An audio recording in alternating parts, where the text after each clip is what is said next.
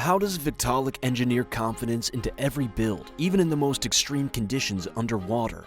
As the US population continues to grow, so does the demand for clean drinking water.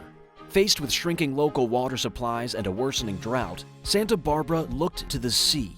They chose to reactivate the Charles E. Meyer desalination facility that had been offline for more than 20 years. To bring the plant back online, engineering needed to reconnect an 8-foot section of the water intake pipe located 50 feet below the Pacific Ocean's surface. The section of pipe had been removed as part of the original decommissioning process. This project presented a unique set of challenges. The ocean's currents were strong and unpredictable. This made for a complicated and potentially dangerous process for aligning and connecting the new section of pipe. The installation needed to be environmentally friendly, which posed a problem for traditional pipe joining methods. The team had just 6 weeks to complete the project.